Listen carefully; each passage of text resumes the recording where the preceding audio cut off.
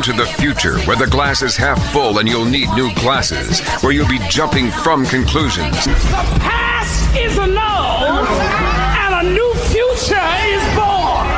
Never before in history has so much meant so little to so many. AD on the radio. Hey, you. How's it going? How are you? Did you have a good Memorial Day weekend? I hope that you had a great Memorial Day weekend. I hope that you got a chance to relax. You worked really hard. You deserve that. I hope you got an opportunity to spend some quality time with the people that matter to you the most. All that hard work you put in means nothing if you don't get to really enjoy that time with the people that are special to you. And I hope that while doing all of this, you kept in your heart and in your mind and in your prayers the memories of those that made the ultimate sacrifice, so that we could enjoy all of that on Memorial Day and every single day. So, I saw something this past Memorial Day weekend just gone by that was interesting. Guitar Center is not doing well. I think I read an article about how this music store, Guitar Center, I'm sure you're familiar with it, how they're struggling, kind of circling the drain. And I never like to hear about anybody doing badly. I never like to hear about any American business not flourishing. I never like to hear about the idea of people losing jobs. But I'm ashamed to admit that when I heard that Guitar Center wasn't doing well, that it looks like kind of the end of days, possibly, for a teeny tiny second, I thought to myself, good, it serves them right. Now, I don't really think that. I don't want any business to go away, and I certainly don't want anyone to lose their jobs. And I'm going to explain why for one tiny second those were the thoughts that ran through my mind. And at the same time, I'm going to explain to you why what Trump did on Memorial Day was not just stupid, not just insensitive, but very, very dangerous. Now, what does Guitar Center have to do with the President of these United States of America and leader of the free world, Donald Trump, and what he did on Memorial Day? Let me back up a little bit. But we'll get there. Stay with me on this one. Now, you and I have been talking for a while. You probably know this, but if you don't, if you're a new listener to the show, I grew up in England. I'm an American. I grew up in England, though, and what brought me back to America was being in this band. When I was a teenager, somehow my life changed overnight, super quickly. I was in this band. We played like 2 shows, and all of a sudden there was this major label bidding war over my band. Record labels throwing phenomenal amounts of money at us, offering to fly us places and take us out to boozy dinners and hook us up with adult entertainers if we so desired, which we did not, but we were happy to take their money in the record deal and hit the road. We went from being this band that hucked it out in a van to being a band that got on planes and went on tours and lived in tour buses and stayed in reasonably nice hotels very, very quickly. It was pretty cool. Bear in mind, I'm a teenager at the time. Everything was fun, footloose, fancy-free. I had money, but I had no responsibility. I had a backpack full of stuff. That was it. And some other things that were in my parents' house. But I was a teenager with a tour bus and a credit card. It wasn't bad. It was 100% fun. But then things changed very quickly again. There's a company, booze company called Seagram's. They bought our parent company, Polygram. And I'll never forget, we just played some massive festival, actually in Florida. And we were on the up and up. Our single had just broken through. It had cracked the charts. And everything was going fan-freaking-tastic. We were playing with a bunch of other bands that were making their way in the world. Nothing could go wrong. Like I said, I'm a teenager with a tour bus, credit card, and money in my pocket. Taking it to the people, rocking, playing shows every single day. The crowd's getting bigger and bigger and bigger. What could possibly go wrong? Well, we get a call. Hey, so Seagram's bought Polygram. Right, yeah, we heard about that. We read something about that. Yeah, do you know what that means? Oh, well, I mean, does it mean that we get free Seagram's products now? I mean, we're a rock band. Do we get booze? Is that going to be a thing? Well, no, not really. What happened was they bought Polygram, and that record label that you were signed to, that sort of doesn't exist anymore. They dissolved it. Oh, they did? Well, what does that mean? Well, that means that you need to come home, and you need to bring the tour bus back. And it means that for the time being, there's no more money coming in. And I was like, oh, really? Yeah. And so all of a sudden, reality kind of sort of hit. And, well, while we were figuring out what was going on, there was about a 6-month period, I suppose, between one record deal and the next one that we got. And during that time, we had to make a new record on a shoestring budget. We had to figure out how to survive. And I had to live in New York City, which means I had to get an apartment. So I went from having money in my pocket, no bills, no rent, no real fiscal responsibility, to all of a sudden having reality crashing in, trying to figure out a way to eke out a living, pay bills, and somehow at the same time make a record. And so what happened next was a formative experience.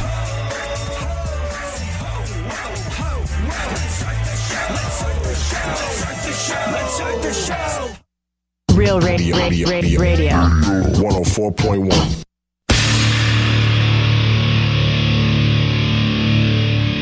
Where the left and right come together for fundamental truths. AD on the radio, on Twitter at ADSXE.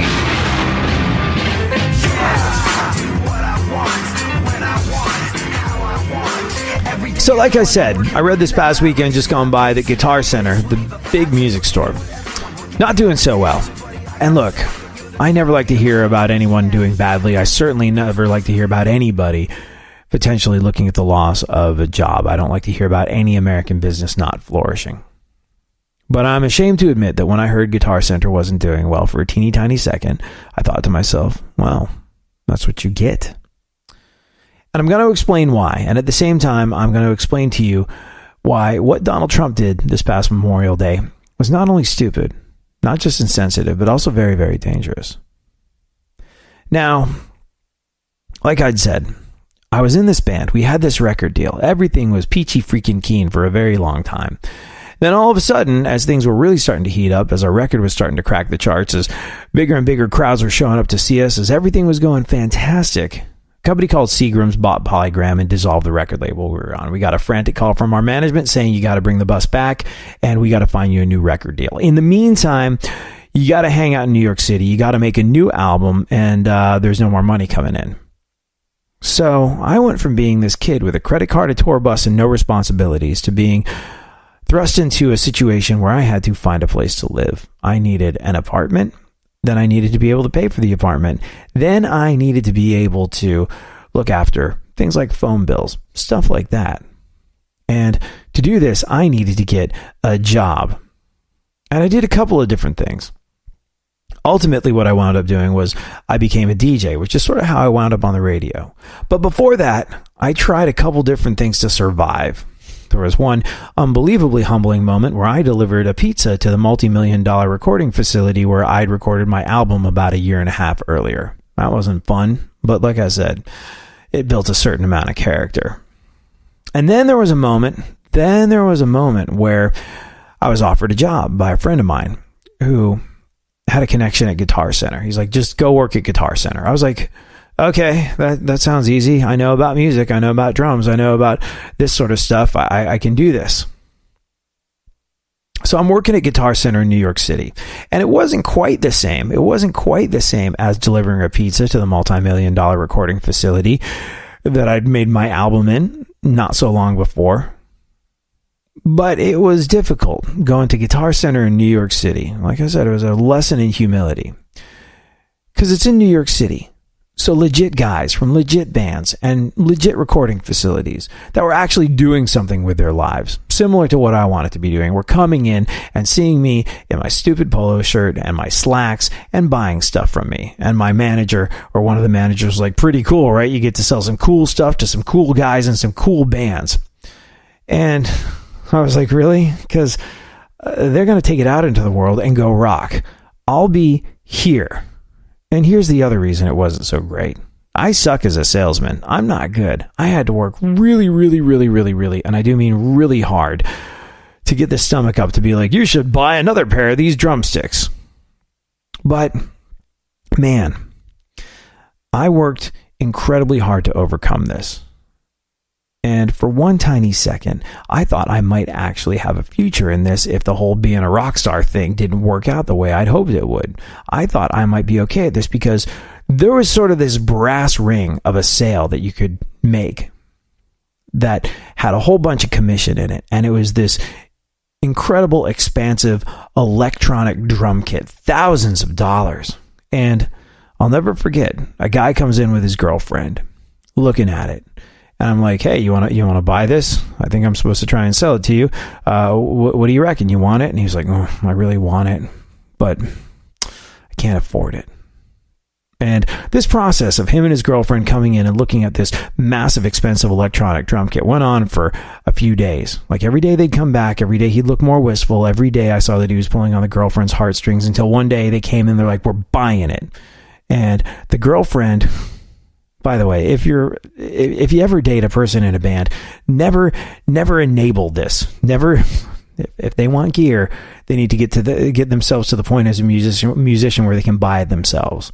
The girl spread the cost of this massive electronic drum kit, thousands of dollars, out over a few different credit cards, saying to her awkward and somewhat shamefaced boyfriend, this is what you need, right? You need this, right? You need this. And he was like, yeah, I need it. And so she buys it. And they leave the Guitar Center. And man, people are losing their mind. You're like, oh my gosh, you sold that. That was incredible. You sold it. Everyone's been trying to sell one of those things. And you did it. You did it. You hustled. You called them back. I was a salesman. And it made me sick to my stomach, but I'd worked for that sale. I'd stressed and fretted over that sale.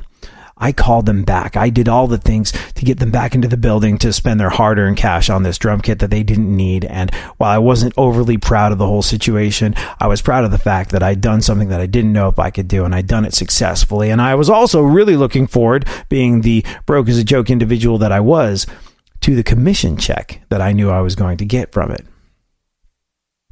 But I had this manager.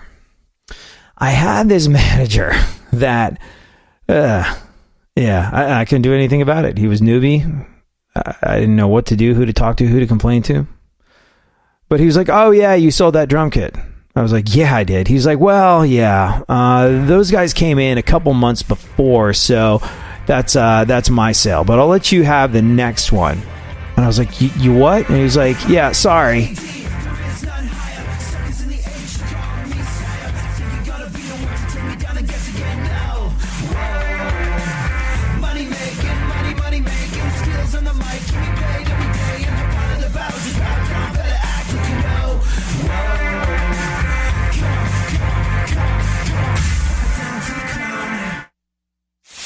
For more stimulation and less irritation, 9 out of 10 doctors choose KPRC AM 950, Houston's more stimulating talk radio. Don't get the blues, get all the news. We mean all of you guys out there in Radioland. All aboard! He's back. AD on the radio. Give it up, yeah. Give it up, yeah. Bring this on, come on. So there I was. I'd worked really hard to do something that I wasn't super stoked to do, but I wanted to do it well. If there's any point in doing anything, you might as well try and do it well. So I tried to be the best salesperson I could at a Guitar Center where I was working in the drum department, and I managed to sell a wildly expensive electronic drum kit. It was sort of the brass ring of sales in that place. If you managed to sell all the gear and the computer equipment that went with it, the brain of this electronic drum kit, and you were able to throw in some drumsticks, that was a big payday for the store, and that was a big payday for you as a salesperson. And then what happened? My manager, an individual who I wasn't overly stoked to know at the time, a guy who, and this is what bothered me, he was like, oh yeah, I've been a pro drummer for a long time. And he got behind a kit once. He straight up couldn't play. He talked about all of his experience being in wedding bands and function bands and playing in thrash metal bands, doing the club scene of Long Island in the 80s and 90s, and the guy straight up couldn't play. I was like, none of these stories he's telling people about being a professional musician could possibly be true. And I was just like, this unscrupulous so-and-so. But then, when I'd hustled this sale of this electronic drum kit into existence, when I'd busted my butt trying to be a salesperson, something I wasn't overly keen to be, but I did it because I felt like it was a job worth doing well. This guy comes along and goes, oh yeah, so I talked to those people before, so I'll take the commission on this one, but you can have the next one. And I was like, you huh? I did all that hard work, and you're just going to walk in and snake me like that? This is what I signed up for? No, there won't be a next time. I quit the next day. My boss took the credit and the money from my sale. I was left with nothing, zip, zing, nada. How it made me feel was outraged. So like I said, I bailed the next day. And ultimately it was kind of a cool thing because it forced me to figure out how I was going to go through life. It forced me to go, okay, that is clearly not for me. What do I do? And I wound up DJing. And, through DJing, I wound up talking a little bit on microphones. And then I wound up going, maybe I should be on the radio. And the rest became a little piece of radio history. So it gave me a little push that I needed to get where I was going. But, like I said, I was outraged at the time because I didn't know how I was going to make rent. And when that happened, when I was treated shabbily, when someone took credit for my work and money out of my pocket, I left without giving it a second thought. So why do I bring this up? What does this have to do with anything? What does this have to do with Donald Trump and Memorial Day and all of the above? Well, because my loyalty to this company went out the window when someone else took credit for my work, made my effort about themselves and took the money out of my pocket, this was the first thing I thought of when I found out that President Trump caught a bunch of flack for somehow managing to turn Memorial Day, a day where we honor those that have made the ultimate sacrifice so we can live our lives the way we do. He somehow managed to find a way to make it about himself. Now look, if you've listened to the show for any length of time, you know that I'm not a partisan individual. I don't subscribe to the left. I don't subscribe to the right. I believe in taking individual people and individual events at face value when they happen.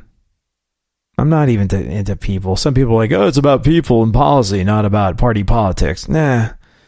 Look, there's got to be some folks that you really like that do some phenomenally stupid things. And there's going to be some people that you can't stand that you have to admit kind of pulled one off in a way that it works for the American people. I don't believe in simple, cut and dry, good and bad, right and wrong when it comes to party politics or individual politicians. You take it one day at a time and one act at a time. So I'm no fan of Donald Trump, the human being, but what do I want from his presidency? I want him to do well because that way America does well. With this, oof. Donald Trump somehow managed to make the death of people that made the ultimate sacrifice so that we can continue to enjoy the freedoms that we enjoy in this country. Somehow he managed to make this day, Memorial Day, about himself.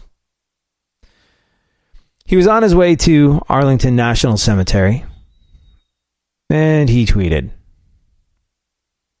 Talked about how those who died for this country would be freaking stoked with what he's done with his presidency so far. Happy Memorial Day! Those who died for our great country would be very happy and proud at how well our country is doing today. Best economy in decades, lowest unemployment number for blacks and Hispanics ever, and women in 18 years. Rebuilding our military and so much more. Nice.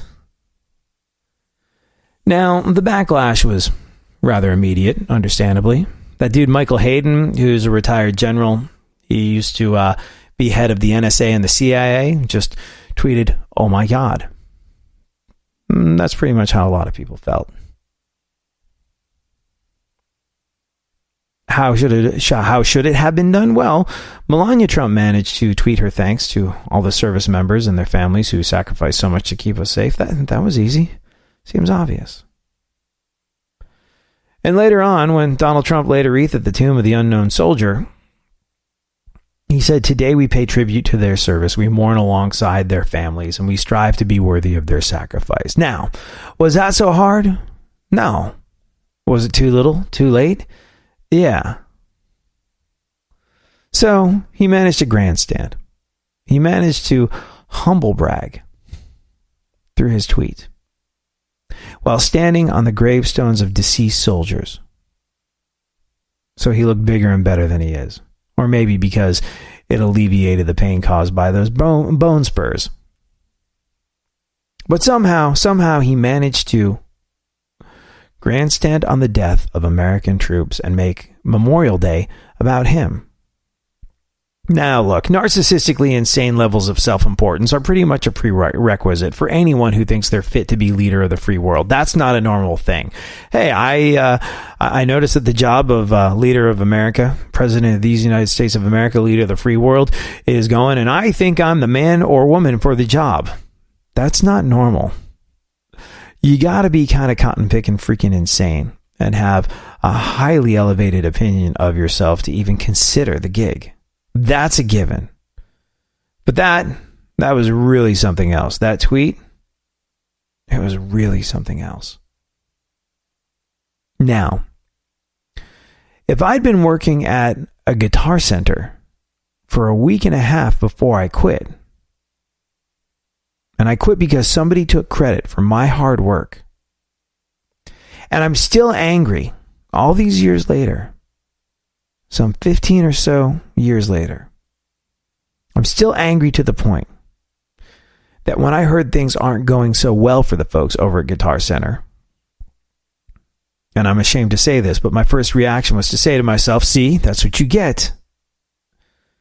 I mean, like I said, I don't want any American business to do badly, and I certainly don't want anyone to lose their job. But if that was my knee-jerk reaction from the way that I've been treated during the week and a half I'd worked at a Guitar Center, if I'm still mad now, which I am, thinking about how this guy screwed me over, that I got messed over by one rogue bad apple at that place in the incredibly low-stakes game of selling drumsticks, if that's how I feel, and I'm a reasonable human being, I'm quick to play the devil's advocate. I'm quick to forgive. I'm quick to believe that nothing really productive comes out of grudge holding. If that's me and I still feel that way over how I was treated at Guitar Center all those years ago, if we as humans can hold on to resentment like that, well, then think about it. Think about any time that you've been messed over in a place of work and how you feel about it. Think of any time that you've been screwed around with by a superior. Think of any time that somebody else is taking credit for your work. Now think about what this must do to the sense of loyalty our troops feel. When the President of the United States of America and leader of the free world manages somehow to make Memorial Day about him, rather than those men and women who gave all, who made the ultimate sacrifice for our freedom. How do you think that makes them feel about their own willingness to sacrifice? How do you think that makes them feel about their own service? How do you think that makes them feel they're thought of by the person that ultimately has the power to send them to their deaths? There were promises of hotlines to the White House for troops.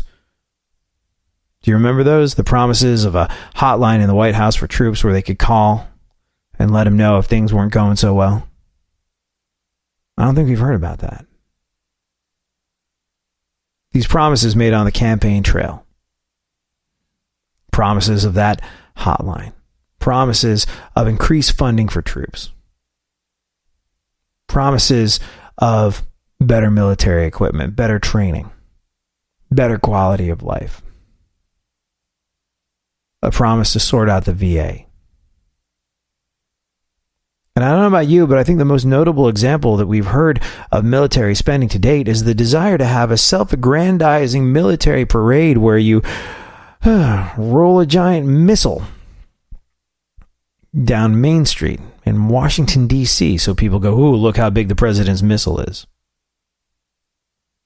A vast waste of money when you consider how it could help the 1 out of 3 homeless men that happen to be veterans in this country. Or is it 2 out of 3? When you think about how the money that could be spent on that would do so much to help families in need, military families in need. How much it could do to curb veteran suicide in this country. How much it could do to serve meaningful research into the problem of PTSD. How do you think it makes our troops feel when the President of these United States of America makes Memorial Day about himself? Meanwhile, on Memorial Day, Donald Trump's campaign site, they were doing their very best to recognize the Memorial Day holiday. I don't know if you've seen this, but apparently the Trump re-election funding is going swimmingly well. There's Donald Trump, Mike Pence pool towels. There's beer koozies. There's things of that nature. You know, it is a summer season. Why wouldn't you want your Trump Pence pool towels and beer koozies? And I understand that, and I respect that. I mean, look, hey, you got to raise the cash some way. And people want towels and koozies and things of that nature. And that makes sense this time of year. But if you're like me, it left an exceedingly bad taste in your mouth when you found out that if you wanted a Trump Pence pool towel or beer koozie, well, they were only too happy to cash in on the holiday. In the same moment that Donald Trump somehow managed to make Memorial Day about him and his presidency, as opposed to a day of reverence and honor and respect for those that gave their lives, that died for this country. Let's not mince words. He was offering 25% off deals for shoppers on these pool towels and beer koozies. And this was the interesting part. There was a coupon code. You see this? There was a coupon code if you wanted to buy a Trump Pence koozie as part of their big Memorial Day sale. The coupon code? Remember. Yeah. Well, sorry. But when it comes to our nation's president and what happened yesterday, if you're like me, you kind of just want to forget.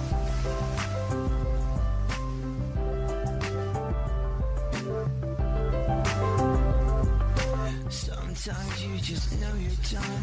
You're longing for that shining sun. You walk these streets most every day. You're waiting to get washed away. Radio. Radio. 104.1.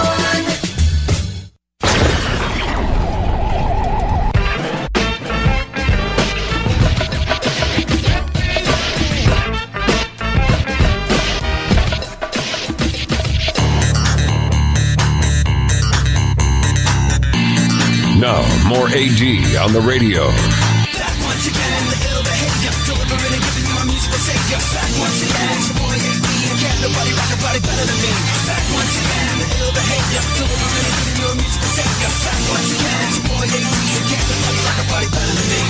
So how did you spend your Memorial Day weekend? Did you have a good one? I hope that you had a great and safe Memorial Day weekend. I hope that you got an opportunity to really relax. I mean, look, you work really hard every single day, day in and day out. You've got that nose to the grindstone every week, another week of soul-destroying drudgery in the workplace. And if there's anybody that's earned an opportunity to just chill out a little bit, that, my friend, would definitely, most certainly be you. And I hope that you were able to spend some of that time with the people that matter to you the most, the people who love you the most, the people who you love the most in this world. All that hard work that you're putting in, man, it doesn't mean anywhere near as much if it doesn't afford you the luxury of time with the people that matter. Because beyond that, what really does matter? Answer, not a whole hell of a lot. And I hope that while you were doing all of this, like me, you kept in your heart and in your mind and in your prayers the people that made the ultimate sacrifice so that we could have and enjoy all of these things. Did you do that whole family vacation thing? I did not do a family vacation. I went to visit family, though. My kid's sister and her husband are expecting a kid in, I think, 45 days. 45 days, and I'll be an uncle, give or take. Very, very excited about this. It's a joyous occasion. And when you're hanging out there at your sister's baby shower and your mom's there, and, well, there's a couple of family heirlooms being passed around, you can't help but think back. You can't help but think back to those times that you were growing up and what things were like and how far you've come. And it made me think of those summer vacations. Did you take any of the summer vacations? Did you do that thing where you piled into the... My family had a very Griswold approach to vacationing. There was a lot of camping involved and a lot of piling into station wagons and going camping. And bear in mind, I spent a good portion of my life growing up in England where the weather is not good. Hey, you want to go hang out in the middle of a field in a rainstorm in England? Not especially. Well, too bad, being miserable builds character. Let's go. But there was this magical thing that only happened in the car on the way to your summer vacation with your family, even if you were in an incredibly rainy place like I was in England. And that is the sun shines on your face the whole freaking way, as evidenced by the great Bill Hicks from a bit back in 1990. Oh, boy. Remember summer vacations with your folks? Did anybody get the concept behind that? We did not get along together in a 5-bedroom house. Dad's idea was to put all of us in a car and drive through the desert in the hottest time of the year. Good call, Dad. Let's confront our tensions. Remember that? Stressful. They weren't fun. You weren't vacating. It wasn't leisure. We're going to get up at 2 a.m. I won't be on the road by 2:05. We don't have time to stop at restrooms. We're passing Dixie cups around the car. We're going to drive for 14-hour stretches in no direction whatsoever. The sun will always be shining through your window, Bill. Figure that out. I have seen the sun take turns with our car before to beam through my window. I'm in the back seat like an ant under a magnifying glass. Dad, turn the air conditioning on, please. Nope, it eats up gas. Then, Dad, you take my college money and you turn that damn AC on, buddy.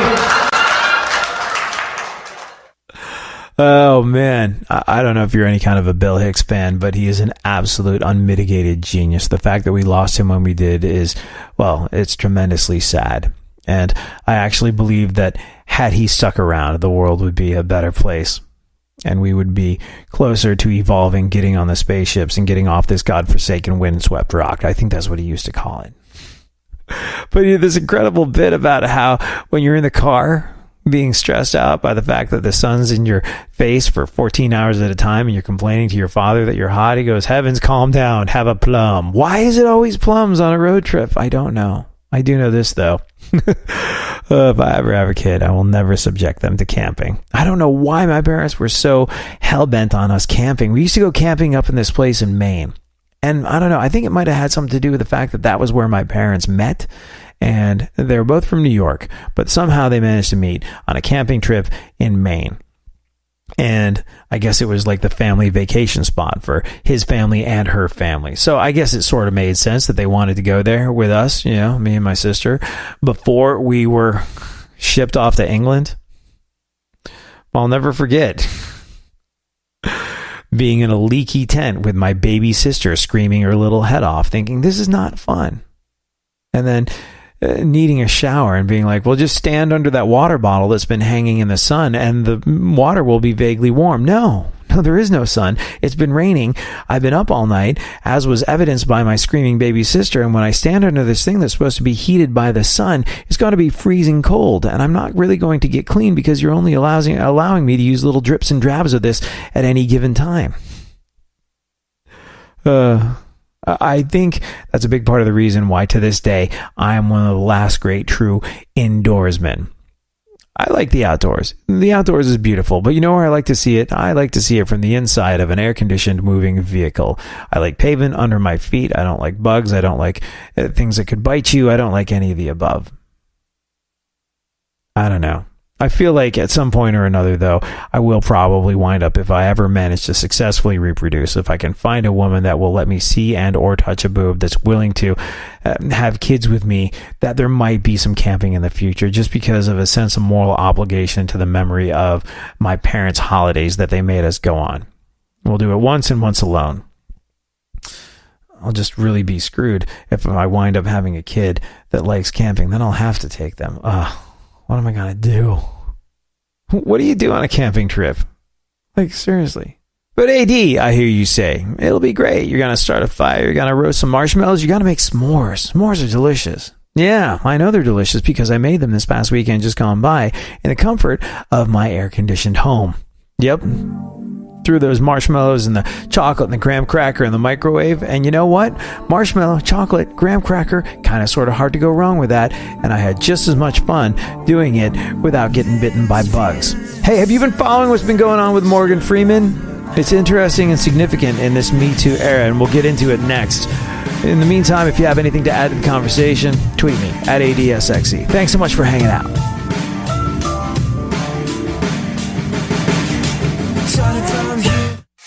Leave the stimulation to the professionals. Everyone is so smart. KPRC, more stimulating talk radio. There's something happening here, and you should know what it is. The Dumbing Up of America. Now, more AD on the radio. You know another thing that never worked on those family vacations, as you're in the backseat of the car trying to deal with a 14-hour trip so that you could set up your pup tent and spend the next couple of days in a rainstorm being miserable because according to your parents that built character? You know what else never worked about that whole scenario? With those travel games. You ever have those travel board games like Travel Chess, Travel Scrabble, Travel Backgammon? Yeah, never a good thing. I once tried to travel with Travel Mousetrap. That failed badly. Actually, you know, like the actual board game, the one that you played at home, not the miniaturized travel one that was supposed to say put up on the road. The original version didn't work that well, so how they thought a travel version would in any way, shape, or form make sense, I don't know. I liked the games when I was a kid. Trouble.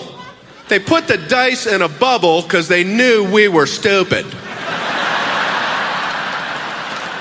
If they weren't in the bubble, we'd lose them for sure. I lost the dice! Otter in a bubble! I lost them again! Otter in a bubble! I'm sensing a pattern. I'd like to see one of those in Vegas at the craps table.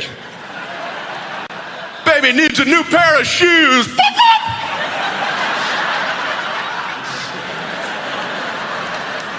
We played Mousetrap. We played it differently than other families. The way we played Mousetrap is we would try to guess how far we would get into the setup process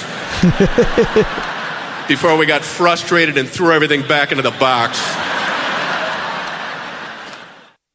So, yeah, the great Brian Regan pretty much discussing exactly why Travel Mousetrap did not work on family vacations. One of many things that did not work on the family camping vacation. Anyways, have you heard about what's going on with Morgan Freeman?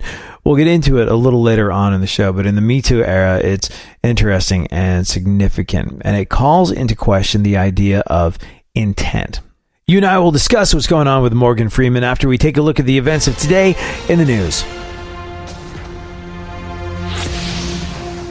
Kim Kardashian and Kanye West celebrated their 4th wedding anniversary, and they did it by traveling overseas. Oh, that's really kind of sweet. It's their anniversary, but America gets the gift in that they left. Congratulations to Stormy Daniels. Stormy Daniels was awarded the key to West Hollywood this past week, just gone by. Yeah, Stormy Daniels was awarded the key to West Hollywood this past week, just gone by. And you know what? I think if you watch her next movie, you get to find out where she puts it. This past weekend just gone by was, of course, Memorial Day weekend, a great time to pay half price on those things that you lie down on. What are they called? Oh, yeah. They're called Kardashians. President Trump has pulled out of the summit with Kim Jong-un. Yeah, we found this out not so long ago. President Trump has pulled out of the summit with Kim Jong-un. Not entirely sure what the upshot of it is and what the set of implications that come with it are, but out of habit, I believe that as soon as Donald Trump pulled out, Michael Cohen offered North Korea $130,000. It means, I think, that the only person who can save us from annihilation via nukes is Dennis Rodman. So we could be screwed. New study finds that couples who have at least 2 portions of fish a week have more sex. Yeah, if you're looking to up the frequency of your bounty wow life, eating fish helps. New study finds that couples who have 2 or more portions of fish a week have more sex, which is great. Just kind of annoys the people at Red Lobster. Larry King is defending Morgan Freeman from accusations of sexual misconduct, right? A lot like he did with Thomas Jefferson back in 1806. Harvey Weinstein, while we're talking about the Me Too era and sexual misconduct accusations, or perhaps accusations of rape, which is what Harvey Weinstein is facing. Harvey Weinstein's lawyer said that his client is totally innocent. Yeah, Harvey Weinstein's lawyer went on the record saying that his client is totally innocent. And then he had to excuse himself because his nose had grown to the length of a telephone wire and because a giant fire had suddenly started in his pants. Congratulations to Arnold Schwarzenegger, who is as resilient as ever. Only a few months after having heart surgery, Arnold Schwarzenegger is back to riding his bicycle. Yes, just a few short months after having heart surgery, Arnold Schwarzenegger is riding his bicycle. I think they'd like him to stay off the housekeeper for another full month, though. Did you go watch the new Star Wars movie? Did you go watch Solo this past weekend just gone by? I was excited to see it. I didn't see it. I never see any movie the first weekend because I just don't want to deal with the lines and the crowds and the people. I wait till the excitement has died down and I can get a theater with less folks in it so I can really sort of relax and enjoy the movie. So I haven't seen it yet, but apparently that's what I have in common with a lot of folks. The new Star Wars movie had a disappointing opening weekend. Yes. The studio never expected the box office numbers to be, wait for it, so low. Thank you very much. Here all week. Alicia Silverstone and her husband are divorcing after 20 years of marriage. Alicia Silverstone and her husband breaking up after being married for 20 years. Friends and family were reportedly shocked. They've got no idea what went wrong. Oh, I guess that means they were, what's the expression I'm looking for? Clueless. Kevin Federline, superstar MCK Fed, Britney Spears' ex-husband. Kevin Federline went on the record saying that Britney Spears should pay him more child support. Yeah, he said this, and I was like, yeah, sure. Got it. I understand. You think that Britney should give you more money. I fully comprehend now. Can I just please have my Big Mac and I'll be on my way? And that was the end of our conversation. Kensington Palace revealed that Meghan Markle's coat of arms included a few nods to her home state of California. Yeah, did you see? Meghan Markle, because she married a prince, now has her own coat of arms. They designed it, and it includes a couple of references to her home state of California. I think that means it features a blonde woman carrying a yoga mat trying to mask her annoyance over a botched Starbucks order, or something of that nature. Maybe a Subaru, or a hybrid of some sort. Speaking of Starbucks, today's a day. Today, Starbucks stores are closing down across the country for racial bias training. Yes, Starbucks stores across the country shut down for racial bias training today. I wonder how it's going to go. I guess I can find out how it goes tomorrow when Scott Baio makes my Frappuccino. He's usually very forthcoming with the information. And then I'm like, dude, this place isn't going to assistant manage itself, just the latte and I'll be on my way. This is back and forth thing we do. Me and Scott Baio. Oreo, oh man, I am a complete sucker for this stuff. You know, the limited edition flavors that Oreo has, just the white icing wasn't good enough and the double stuff wasn't good enough and then the mint wasn't good enough. So they've got all these different flavors. I think the only one that I really couldn't stomach was the Swedish fish flavor. Now, if you're like me, you love Swedish fish. I don't know what the hell flavor Swedish fish are supposed to be. It's certainly not fish flavored. I can't really narrow it down to any specific fruit. I can just describe them as being red flavored and delicious. So when I found out that Oreo and Swedish Fish were getting together and creating a Swedish Fish Oreo, I was unbelievably excited. But as it turns out, these are not two tastes that go great together. That was the one time I was disappointed. But man, the rest of the Oreos, the rest of the limited edition flavors that Oreo has, I am a complete sucker for them. They're so good. And they've got a bunch of flavors coming out this summer. They announced that they're going to be doing strawberry shortcake Oreos, chocolate peanut butter pie Oreos. Hold on. Oh, I'm going to need a minute to process that. Chocolate peanut butter pie Oreos. Yes.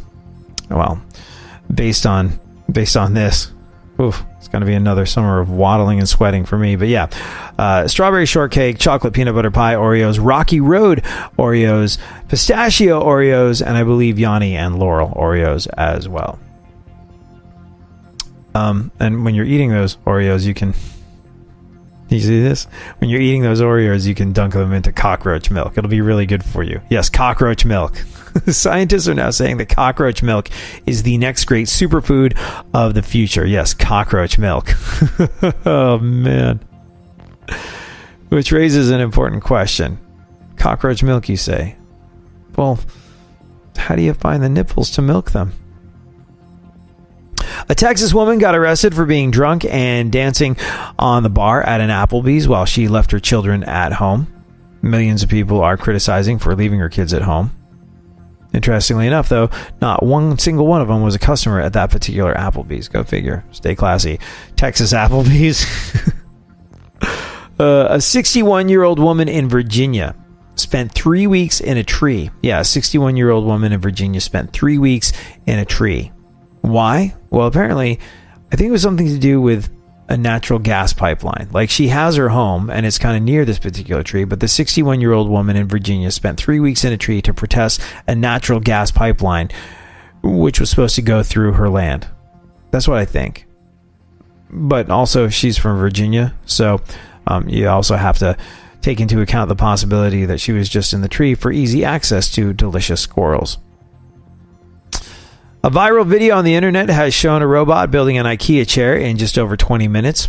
And then 20 minutes after that, the robot, I believe, finds an extra screw and has no idea where it's supposed to go. So still in there with a fighting chance not to be replaced by robots completely. Okay. So let's you and I talk a little bit about what's going on with Morgan Freeman. You keep thinking there are some people who will never get caught up in this Me Too stuff and the Time's Up chaos. And little by little, all the people on your list end up being targeted by it. And at the moment, it's Morgan Freeman. A reporter at CNN investigated Freeman after he allegedly made inappropriate comments to her. And if what she uncovered is true, then his behavior is like freaking out of control. She found 8 women claiming to be victims and many more who claim to have witnessed his actions firsthand. CNN said Freeman has a history of making lewd comments about women's appearances and unwanted touching, like shoulder massages or putting a hand on a woman's lower back or her neck. And people claim that it happens at his production company, on movie sets, and even with entertainment reporters. Apparently, CNN has this video of Morgan being a lech and letting women a lech to the women that are interviewing him. In fact, during the filming of the movie Going in Style, a few years ago, a production assistant said that Freeman kept asking her if she was wearing underwear and trying to lift up her skirt. She said that it was so bad that his co-star Alan Arkin told him to stop, and Morgan, quote, got freaked out and didn't know what to say. Some women say they even dressed down when they knew they were going to see Morgan so he wouldn't leer at them or say anything gross. Morgan responded to CNN's report with the following statement, quote, anyone who knows me or has worked with me knows I am not someone who would intentionally offend or knowingly make anyone uneasy. I apologize to anyone who felt uncomfortable or disrespected. That was never my intent. And by the way, when you heard those words, you just thought them in Morgan Freeman's voice, didn't you? There's been a bunch of fallout over this. The Actors Union SAG-AFTRA might take back the Lifetime Achievement Award it gave him earlier this year, and he's lost one of his primo voiceover gigs. Visa is suspending all marketing using his voice. Oh, and it will no longer be his velvety tones that commuters on Vancouver's public transportation system hear making announcements. Yes, Seth Rogen has offered to replace him in Vancouver. Here's a little bit of him talking. Hi, how are you? I'm better now. Thanks. I don't have any magic tricks. I kind of feel like I showed up for dinner without anything. I wouldn't worry about that. You got magic written all over you, child. Oh, thank you. That's good medicine for a single girl. Woo! I'm single too. Are you? Yes. Or are you enjoying bachelor life? I'm enjoying bachelor life immensely. Because I get to look at you and drool. So what do you think? He's apologized multiple times and said that it was never his intent to make anyone feel uncomfortable. Well, does the idea of his intent even matter in this situation? We'll get into it tomorrow. In the meantime, tweet me your thoughts at ADSXE. Thank you so much for hanging out.